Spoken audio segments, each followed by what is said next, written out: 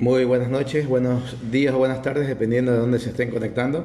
Mi nombre es Richard Pinargote Rodríguez, soy médico e imagenólogo, miembro de la Sociedad de Radiología y Diagnóstico por Imágenes de Manabí, docente de la Escuela de Medicina de la ULEA, Universidad Laica de Alfaro, siendo hoy día miércoles 17 de julio y desde la ciudad de Puerto Viejo llevamos adelante este video que lo que busca de una u otra manera es compartirles información de carácter médico, de carácter científico, información fidedigna que tenga que ver con el COVID-19, con la pandemia que todos estamos padeciendo y esta cuarentena que de una u otra manera nos afecta en mayor o menor medida.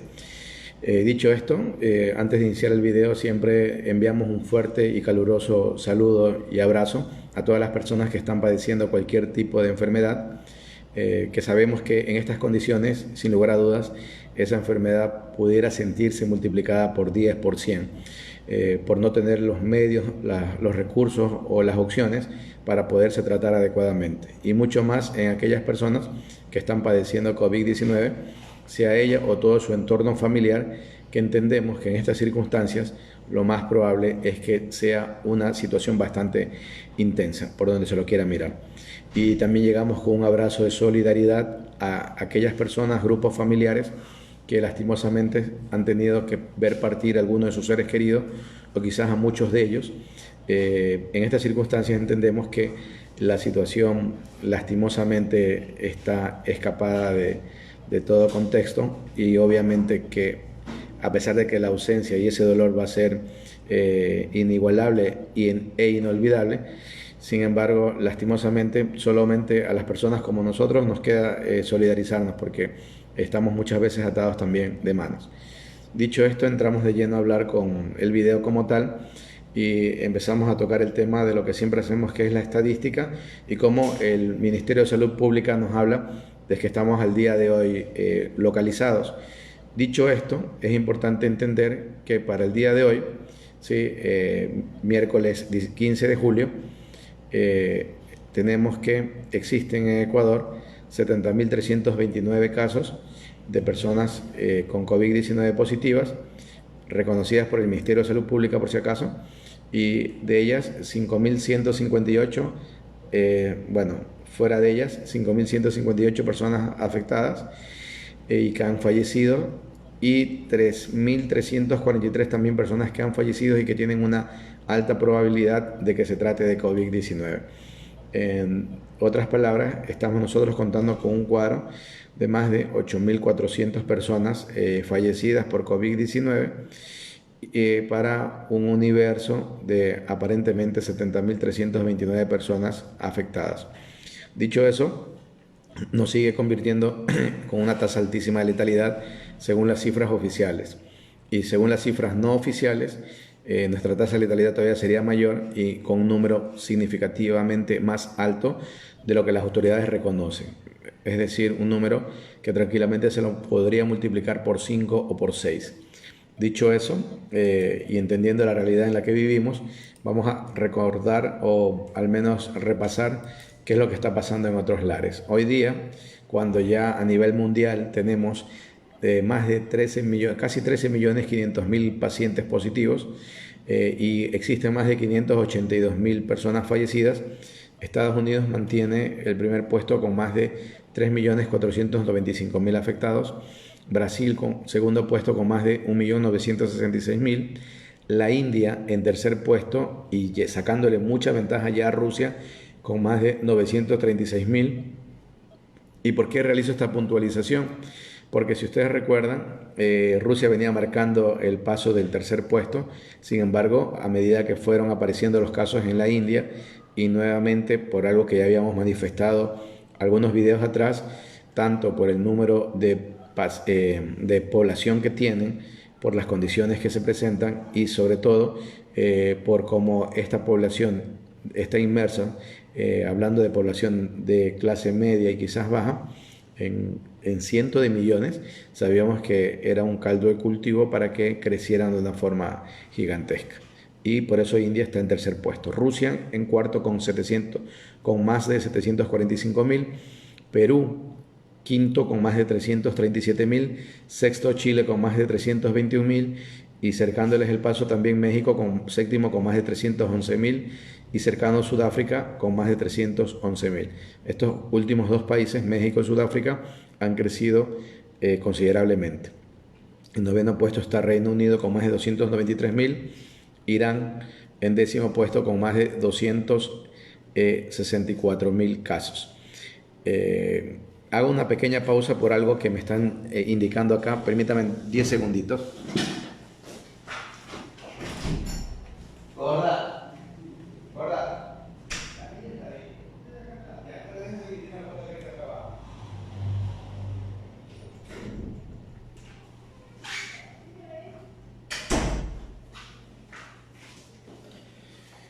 Mil disculpas, les comentaba, ahora sí, en puesto 11, es que tengo una niña pequeña y parece que me había abierto la puerta. Entonces, ya saben que con los niños, y peor de 5 años, tienes que estar súper atento, ¿no? Muy bien, estaba comentándoles entonces que el Reino Unido se encuentra ya en el puesto 10, en el puesto 11 está Irán con más de 264.000 casos, España en el 12 con más de 257.000. En el puesto 13, Pakistán con más de 255.000. En el puesto 14, Italia con más de 243.000. Arabia Saudita en el 15 con más de 240.000. ¿Sí? Turquía está en el puesto 16 con más de 215.000. Francia en el 17 con más de 210.000. Alemania en el 18 con más de 200.000. Aquí viene Bangladesh con más de 193.000 en el puesto 19 y Colombia en el puesto 20 con más de 159.000. El número de casos de Colombia es muy significativo también, es muy importante lo que está ocurriendo allá. ¿Sí? Prometo hacer una investigación de cómo se están dando los casos en Colombia.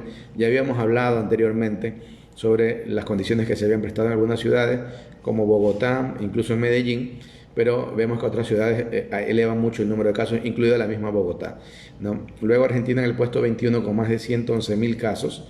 Sí, se han disparado circunstancialmente las cifras, pero creo que con las nuevas medidas que están tomando en Argentina probablemente pueden llegar y volver a tener un crecimiento lento. Canadá con más de 22, en el puesto 22 con más de 110.000 casos, Qatar en el 23 con más de 104.000 y prácticamente empatado en el puesto 24 China y Egipto, 85.000 la primera y 84.000 la segunda.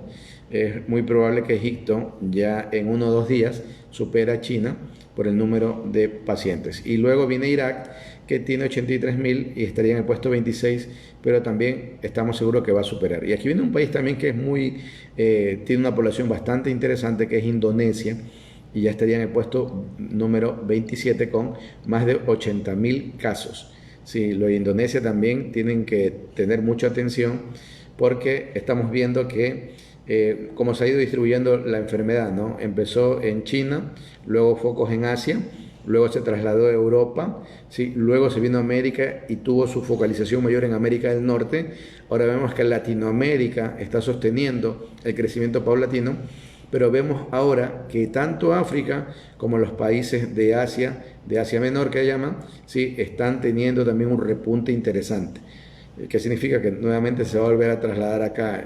O sea, la demografía y la epidemiología que está teniendo este virus, la verdad, para los que les interesa el tema, también cambia completamente, ¿no? Se modifica porque se va moviendo en todo el planeta sin lugar a dudas. Y bueno, luego de Indonesia está Suecia y Ecuador, cerrando entre prácticamente los 30 primeros puestos. Nosotros con 70.000, según las cifras oficiales, porque si nosotros hacemos un pequeño acto de conciencia y hacemos un pequeño acto de sinceridad, probablemente nosotros estaremos peleando entre Turquía, Francia y Alemania, serían nuestras cifras algo más reales. Y quizás hasta tocando la cifra de Perú, ¿por qué no? Porque la cantidad de pacientes afectados acá es muy significativa. En virtud de ello, vamos a mencionarles cómo va la letalidad, la gente que ha fallecido directamente por causa del COVID-19 reconocido por sus países. Tomamos de referencia a Estados Unidos, y cuando en Estados Unidos superaban ya los 3.491.000, ¿sí? Tenían 137.277 personas fallecidas. Brasil, con casi 2 millones de afectados, 75.366. Perú, con 337.000 afectados hacia arriba, tienen 12.417. Chile, con un número parecido, 321.000, tiene 7.186. México, con 311.000 hacia arriba, tiene 36.327. Sí, lo de México es lamentable en cuanto al número de muertes. Colombia, con 159.000 hacia arriba, tiene casi los 6.000 personas fallecidas, son 5.969. Argentina, con 106.000 hacia arriba, tiene 1.987.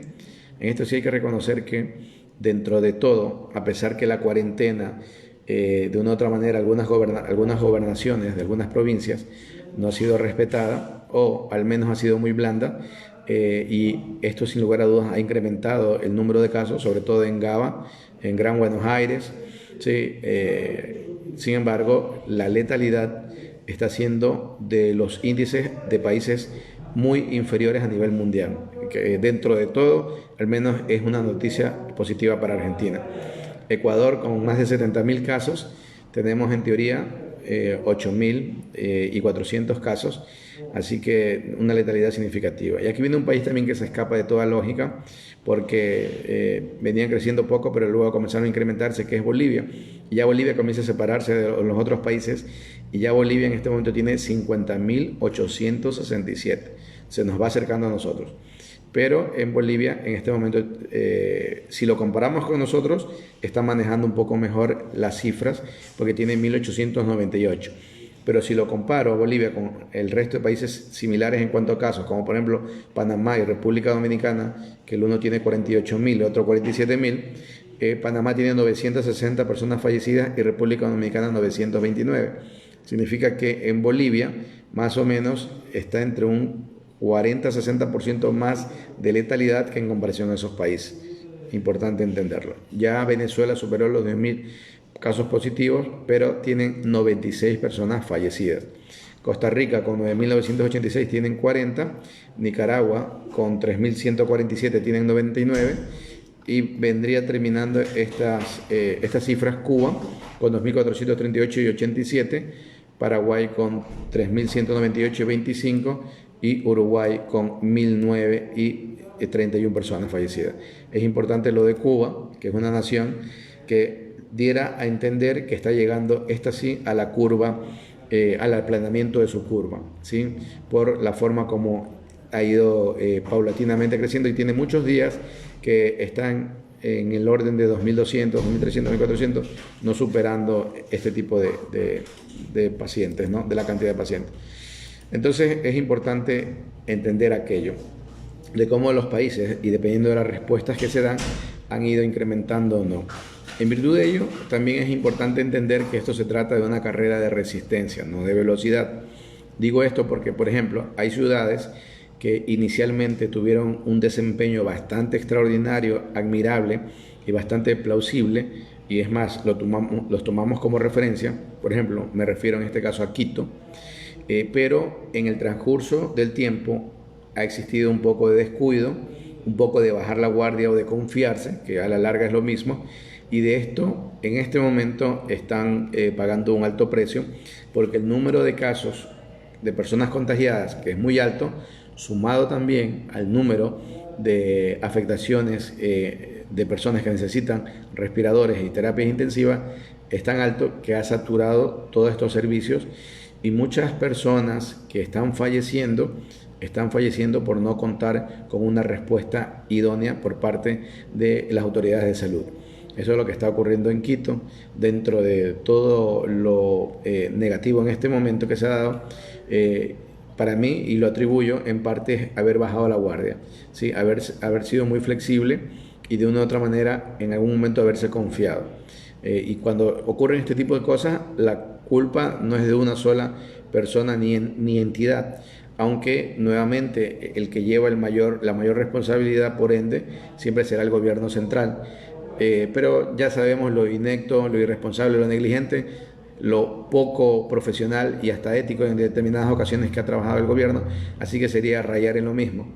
Entonces, aquí en este momento también las autoridades locales están fallando, y me parece también que el público en general se ha descuidado y se ha confiado mucho. En este momento, me parece a mí, y yo les puedo garantizar, que chats médicos, sí, en mis chats médicos de colegas que están en Quito, tenemos cada vez más personas que se han infectado. Y las últimas 2 semanas, de un chat de 100 personas, tenemos afectados 4 personas positivas. O sea, que aparecieron ahí, porque ya habíamos tenido otros, pero que iban apareciendo esporádicamente. Ahora, en las últimas 2 semanas, han aparecido 4 positivos en un grupo de 100. Bueno, no todos viven en Quito, obviamente, ¿sí? Porque muchos vivimos en otras partes. Yo vivo en Manabí. Sin embargo, para que vean que lo que tiene que ver el crecimiento exponencial de los casos en Quito es muy significativo, y que el COE, siendo una entidad que debería manejar esto de una forma profesional, de una forma responsable, no lo hace, ¿sí? Me parece a mí, priorizando la parte económica, y que de una u otra manera está siendo afectada en todas partes, sí, pero priorizando la parte económica, vemos que como consecuencia de todo ello está pasando esta factura. Así que si usted vive en Quito, tiene que cuidarse mucho, no bajar la guardia, hacer todas las cosas como si fuera el primer día: distanciamiento social, el lavado de manos, el uso de mascarilla. Tienen que convertirse nuevamente en esa responsabilidad que usted tiene que adquirirla, no necesariamente por usted, porque de pronto usted es una persona joven, de pronto usted es hasta mujer y joven, que tienen como condiciones más favorables para esto, y de pronto no tiene ninguna comorbilidad, sino la posibilidad de que usted puede contagiar a mucha gente, incluso su propia familia, y allí sí van a existir personas vulnerables.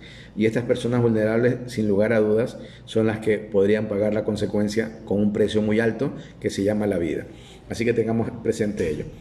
Justamente hoy, en la página de la BBC en español, aparece un artículo que me parece interesante, y lo hace un profesor de microbiología de la Universidad de Cambridge, que se llama Ravi Gupta. Me imagino que tiene origen en la India, y dice: durante algunos años la vida no va a ser la misma y simplemente hay que adaptarse.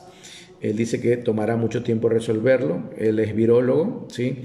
Y él ha publicado un artículo en la página web de la Universidad de Cambridge, y menciona que seguirá sucediendo hasta que tengamos una vacuna efectiva y universal cuyo efecto dure mucho tiempo.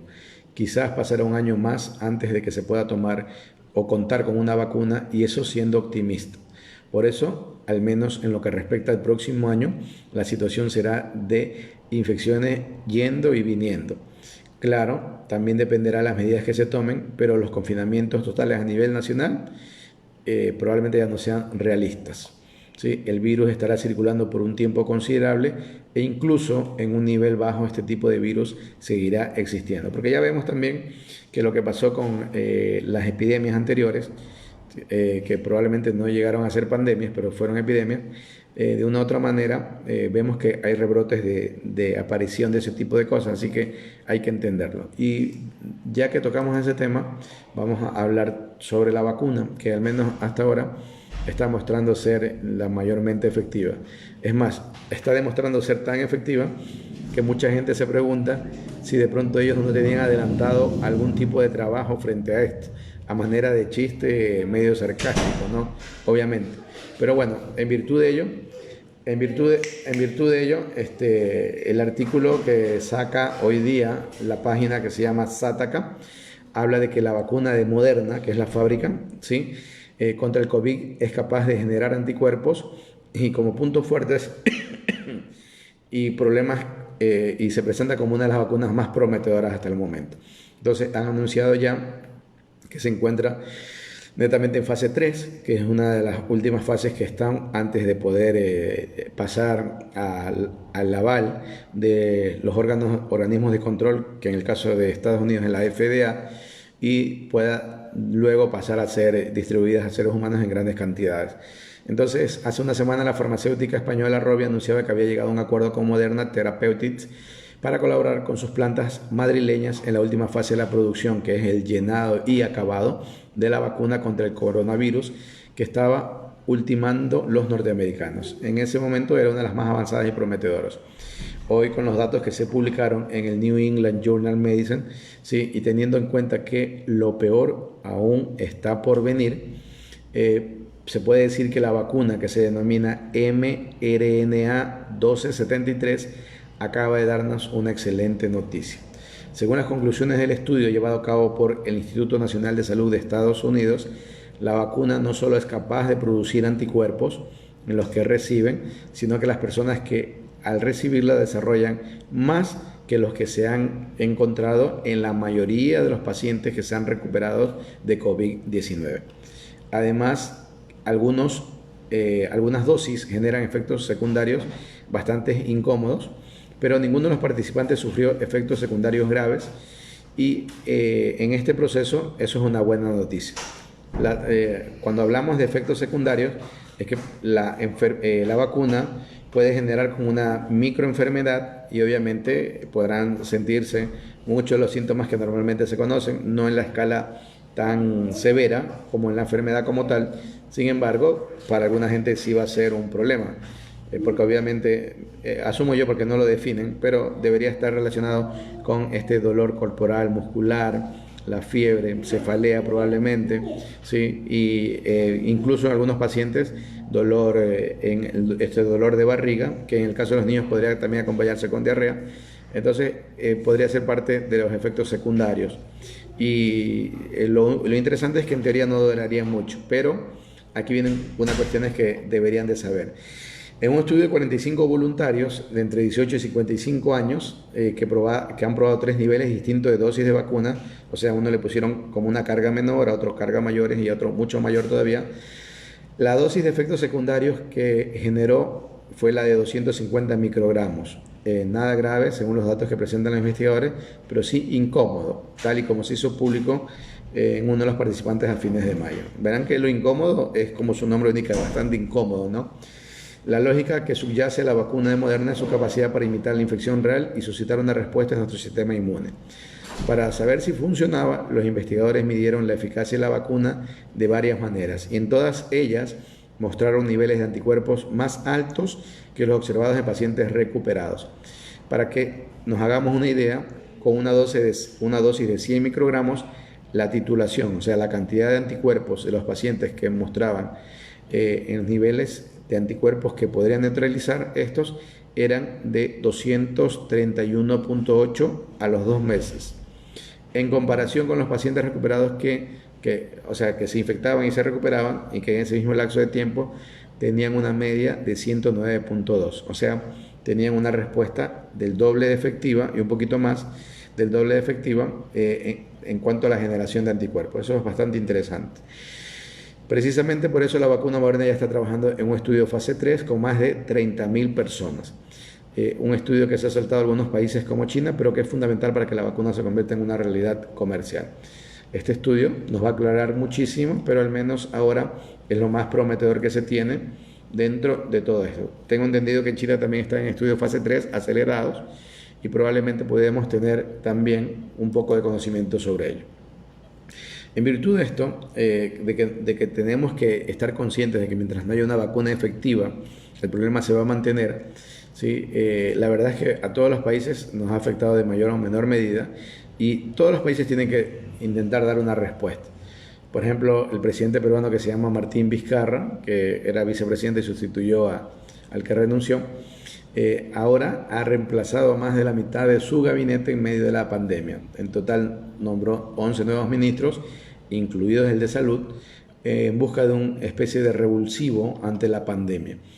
Él revolucionó este miércoles su gobierno buscando este revulsivo y reemplazó 11 ministros de los 19 que conforman su gabinete, incluso designando un nuevo presidente del Consejo de Ministros y nombró a la neuróloga Pilar Massetti al frente para que dirija el Ministerio de Salud por la propagación del COVID-19 que no se detiene en Perú. Y nosotros vemos las cifras como son de escándalo, ¿no?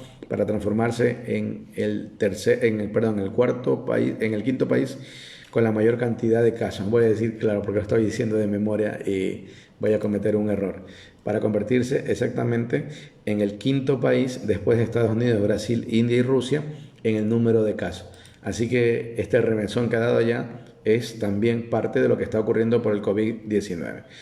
Muy bien, y acá les tenía también preparada otra noticia, que más bien es ya en el área de los bulos y lo voy a tener presente porque son personas que me han estado llamando y de una u otra manera esto involucra a que todos lo sepamos. Primero, como los casos han crecido considerablemente en Quito sobre todo, mucha gente de la que vive en Quito, que uno los conoce, es amigos que ha dejado allá. Yo estudié el pregrado allá, tengo muy buenos amigos, tengo gente encantadora que vive allá, que nos comunicamos siempre y me han estado llamando, gente que no es médica y me pregunta, doctor, ¿qué hay de cierto que tengo que comenzar a administrar sueros de vitamina C para no contagiarme? Sí, y que hay de cierto que tengo que tomar también ciertos suplementos para no contagiarme. A ver, estos sueros que colocan, que son de vitamina C, etcétera, o cualquier tipo de suplemento que usted quiera tomar para no contagiarse, no le va a servir. Sí, si usted está expuesto al virus, se va a contagiar. ¿Sí? Lo único que podría ayudar es quizás a mitigar ligeramente la respuesta en cuanto al huésped. O sea, mitigar ligeramente la respuesta exacerbada que podría darse. Pero que sea un tratamiento para evitar contagiarse, no. Es más, si usted considera que, porque ya hay gente que, tengo entendido que llegan a su casa con el suelo de la vitamina C, se lo colocan y le cobran lo que le tienen que cobrar y bueno, ofreciendo una especie de garantía de que tal vez no se contagie y todo eso.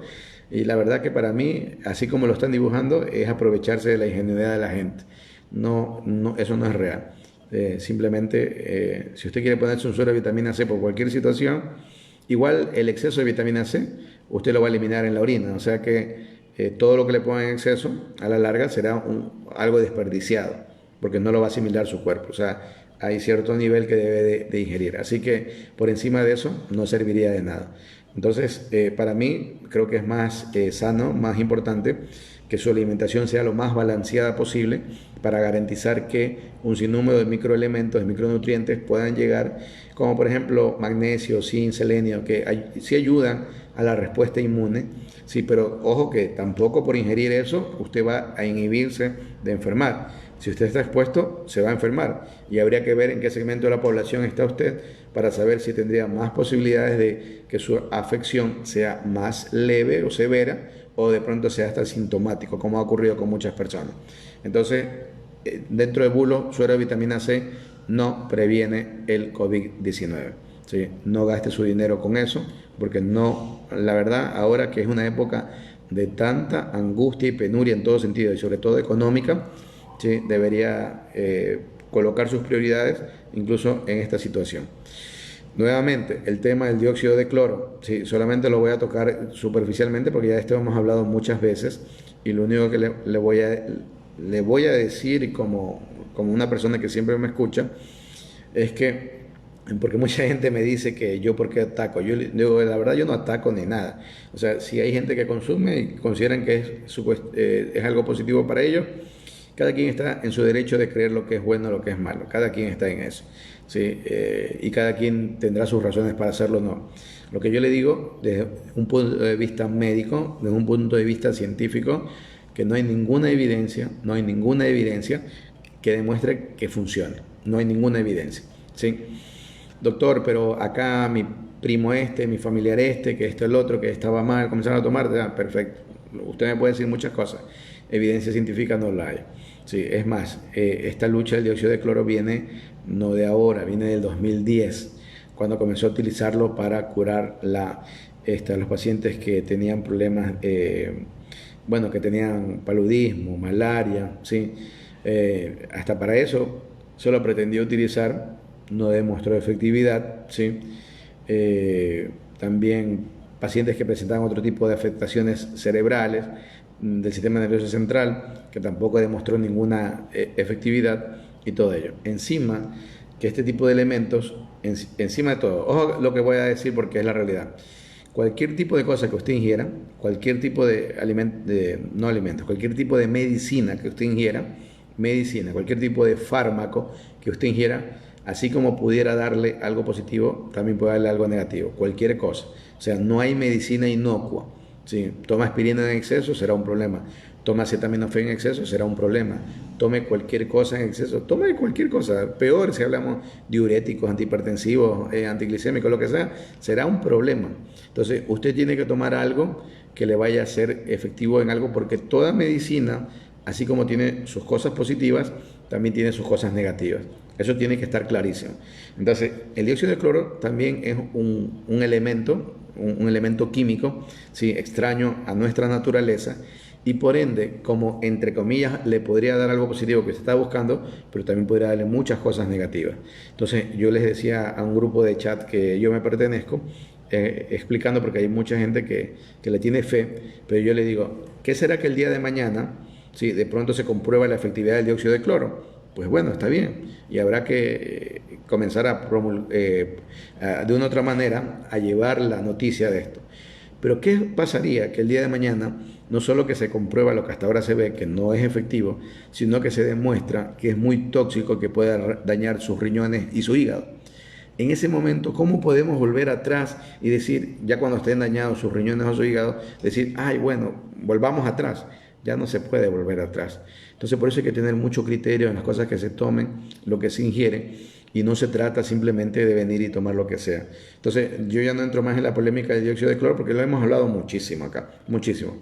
Y les dejo nuevamente el pensamiento final de que no ha demostrado efectividad. Y lo que sí es que tome o usted algo o no tome nada, el 80% de las personas les va a ir muy bien en el sentido del COVID, no tendrán síntomas mayores. Y habrá un 20% que les va a ir muy mal, muy mal.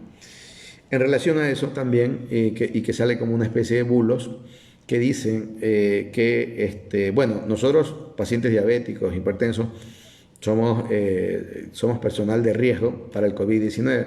Probablemente una persona, yo soy diabético, soy relativamente joven, bueno, no tan joven, ya soy maduro, se puede decir, 46 años, pero soy diabético y mi índice de masa corporal hace que yo sea susceptible a esto. Entonces, si yo me llegara a enfermar, yo creo que la cosa no sería tan sencilla para mí. Pero si yo tuviera 10 años más o estuviera descompensado mi diabetes, la cosa sería peor. Ahora, toco el tema de la diabetes porque se ha demostrado, porque pasó con el SARS-CoV tipo 1, este es el SARS-CoV tipo 2, el virus, el SARS-CoV tipo 1 de la gran epidemia que tuvimos en la primera década de este siglo, ¿sí? La famosísima gripe del SARS, no sé si recuerdan. Pues bueno, muchos de los pacientes que tuvieron SARS debutaron también con diabetes, ¿ya? Y entre las especulaciones fisiopatológicas que se sabe es que los receptores que de una u otra manera el virus interactúa también tienen que ver mucho con la producción de insulina. Entonces estos quedan afectados, etcétera, y hay una alteración de insulina y se produce lo que se llama una diabetes tipo 2, que es la de nosotros, la que aparece en edad tardía, ¿no? Entonces, muchas de las personas aparecieron con diabetes que incluso 2 años después siguieron siendo diabéticos. Estamos hablando del SARS-CoV tipo 1. Entonces, con el SARS-CoV tipo 2 también existe personas que están apareciendo con diabetes tipo 2, justamente tomando en cuenta lo mismo que pasó con el virus anterior. Así que sí podría darse esas posibilidades en un número pequeño de estas personas, un número pequeño reducido en cuanto a la cantidad, ¿no? Sin embargo, es para tenerlo presente. Así que es importante comentarlo porque también mucha gente se preguntaba qué podría estar ocurriendo y sí, hay mecanismos fisiopatológicos que tienen que ver directamente por cómo funciona el virus, cómo entra a una célula y se replica, para entender lo que está ocurriendo en esto. Ahora, hay mucha gente que entró en diabetes, superó el problema y se corrigió y se terminó la diabetes nuevamente y volvió a la normalidad. Entonces habría que ver todo eso, porque nos falta por escribir mucho de los probables efectos secundarios o permanentes que pudieran quedar como consecuencia de esta enfermedad, porque todavía la estamos padeciendo. O sea, el enfermo más antiguo probablemente tiene 6-7 meses, el enfermo más antiguo, ¿sí? Y hay enfermos de una semana, de 10 días atrás, de un mes atrás. O sea que tenemos una gran cantidad de preguntas todavía por hacernos y que esperemos poco a poco se vayan deslumbrando y al menos vayan teniendo por parte de la ciencia la respuesta o una solución a cada una de esas preguntas. Muy bien, eso creo que era lo fundamental para el día de hoy. Vamos a ver lo que ustedes gentilmente han colocado por acá y para ello me voy a ir a nuestra página principal para ver lo que ustedes han escrito, mencionado, hablado y todo eso, ¿no? Bueno, hablado no literalmente porque obviamente que no es para hablar, pero de lo que mencionan acá. Así que en virtud de ello, se escribe Lupita Zambrano mandando un saludo. Muchos saludos. Marta Santana también manda un saludo. Diana Mera dice muy buenas noches, buenas noches. Alonso Eguiguren dice, esas cifras deben ser relativas consecuentemente con la población de cada país. Sí, probablemente. Lo real es que las cifras, todas las cifras que nos dan, nunca reflejará el 100%. Pero se acerca, hay muchos países que se acercan mucho a la probabilidad del 100%. Pero vemos países que estamos en el otro extremo, que nuestras cifras ni siquiera se acercan a la tercera parte de la realidad, a la quinta parte de la realidad. Livia Rosa, que ya ha regresado a Nueva York, manda un saludo desde Nueva York y bendiciones, bendiciones. Katy Rivadeneira Proaño manda a saludar, muy buenas noches. Olguita Giler también manda un saludo. Y desde el Carmen nos escribe Félix Cedeño Vélez, comentando que dice, retomando nuevamente con la visualización de los excelentes videos, muchas gracias, también estaba de vacaciones Félix Cedeño es una persona, un emprendedor, ¿sí? En el Carmen, y él tiene su huerto familiar y bueno, una persona que ama mucho este tipo de situaciones y de verdad que nosotros deberíamos sintonizarnos en eso y procurar tener nuestros huertos familiares que a veces no se necesitan tener espacios grandes, mediante cultivos con hidroponía, aunque Félix odia la hidroponía. Puedo tener al menos cierto tipo al menos proveerme de cierto tipo de legumbres, cierto tipo de cosas en mi propio hogar. Entonces, no es mala idea este tipo de situaciones, ¿no? Y mucho más ahora que estamos viviendo, de verdad, una crisis económica que nos golpea y nos carcome a todos. Déjenme ver si por acá alguien más ha escrito algo para que no se quede colgado ni nada. Creo que acá escribí a alguien, pero a ver si lo alcanzo a distinguir. Armando Rodríguez dice, ¿cómo están los casos en Puerto Viejo? Bueno, los casos en Puerto Viejo, nosotros hemos tenido un pequeño repunte en las 3 últimas semanas, que coincidió justamente con una semana después, desde que empezó a haber el famoso semáforo amarillo. Entonces, obviamente, acá entendemos que fue la respuesta a este desenfrenado y exagerado deseo de la gente de salir como despavorido de sus casas y todo ello. Incluso el fin de semana, acá en la ciudad, nosotros, el balneario que es parte de Puerto Viejo, que se llama Crucita, un balneario que turísticamente es muy llamativo, es muy agradable, prácticamente estuvo lleno de turistas. que si bien es cierto, no interactuaban porque estaban en sus vehículos todo, pero de una u otra manera nos vemos cómo se están dando la realidad de las cosas. Así que bueno, ¿qué puedo decir? Ojalá que podamos ir controlando. Lo que todo el mundo quisiera evitar de contagiarnos va a ser bastante complicado. Pero lo que queremos nosotros es que al menos tener la respuesta o la capacidad operativa desde el punto de vista de sanidad, desde el punto de vista de los hospitales, para poder llevar de mejor manera. Miren, ahora los pacientes que entran afectados por el COVID-19, por todo lo que ya conocemos ahora, tenemos una terapéutica, tenemos una forma de tratar hablando con medicamentos, mucho mejor que antes, y ellos tienen una mejor respuesta. Les puedo decir por casos de gente que si esto hubiera pasado en marzo, probablemente hubiera fallecido, y hoy por hoy están superando el problema. O sea, nos está yendo bien. Pero esto no servirá de nada si yo no tengo los recursos y no tengo el espacio para poder atender a estos pacientes. Entonces eso es muy importante. Mientras yo, o sea, podrían llegarme 10 pacientes súper mal y probablemente de esos 10, una gran mayoría podré salvar sin ningún problema.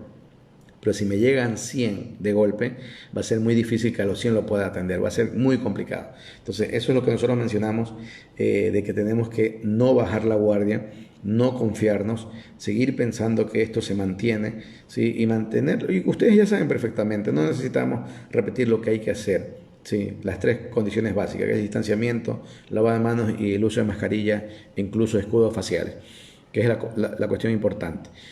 Si ustedes cumplen eso y se cuidan, están cuidando, no solamente están cuidando de ustedes, están cuidando a su familia. Porque hay mucha gente que es joven, sobre todo los jóvenes, y ven esta enfermedad como algo que les ha coartado su posibilidad de poderse estar viviendo de mejor manera. Sí, es cierto. Y ya no le dan, ni le tienen miedo ni nada. Porque ellos probablemente si se llegaran a infectar no les pasaría nada. O puede que hasta ya se hayan infectado y no lo hayan sabido. El problema es que hay que ser un poquito consecuente, solidario y humano, y si nosotros nos enfermamos, podemos enfermar a todo nuestro círculo interno y habrá gente muy vulnerable. ¿Sí? Eso hay que tener muy presente y no bajar la guardia. Muy bien, dicho esto, algo más les tenía preparado, pero ya se me traspapeló, la verdad. En fin. Bueno, y nuevamente es importante siempre recordar a las personas que ya no están con nosotros y que padecieron, sufrieron y lastimosamente el COVID-19 les ganó la batalla, porque en muchas de esas personas, nosotros la parte médica hicimos lo que se llama acierto error, o esto es error-beneficio, ¿sí? Y de lo que hoy día tratamos a los otros pacientes, en muchas circunstancias fue de haber aprendido de aquellos pacientes que ya no están. Por eso que es imposible. Sí, obviamente que para el que es familiar, a uno se le muere alguien, no lo olvida jamás, lo tiene vivo acá y bueno, es un dolor indescriptible y también inolvidable. Eso es una cuestión real. Sin embargo, yo pienso también que las autoridades deben de tener conciencia de ello y respetar la memoria de ello. Es una forma de respetarlo e incluso reconocer cuántos casos de personas han fallecido. Al no respetar eso, estamos faltando a la memoria de ellos y la memoria de nuestra familia, porque no reconocen eso. Les digo porque de verdad que es muy lamentable el trabajo del Ministerio de Salud Pública en cuanto a las cifras. No ha habido un momento que uno pueda sentirse medianamente tranquilo, conforme con el trabajo. Es un trabajo deficiente, un trabajo pésimo, que si fuera el Ministerio de Salud Pública fuera un alumno, hubiera reprobado semestre o año hace mucho rato. Si estuviera ya por tercera matrícula, para que vean en qué lugar los coloco a ellos. Muy deficiente. Y lo peor de todo es que hay gente muy valiosa que trabaja en el ministerio, gente de carrera, pero llevados por los que están dirigiendo esto, que son los que están dirigiendo mal las cosas, sí, estamos teniendo esto. Entonces, bueno, nosotros tendremos que buscar algún mecanismo para que la memoria de estas personas que de una u otra manera sacrificaron su vida para que podamos tener mejores alternativas terapéuticas incluso, sí, no quede en el olvido. Dicho esto, agradezco siempre la presencia de ustedes. Muchas gracias por estar acá conectados. Si Dios lo permite, el día viernes, 8 de la noche, vamos a estar acá nuevamente. Así que quedan cordialmente invitados y puedan tener un resto de la noche de miércoles de lo mejor. Cuídense mucho, bendiciones, muy buenas vibras y bueno, Dios quiera que el viernes estemos por acá. Chao, chao.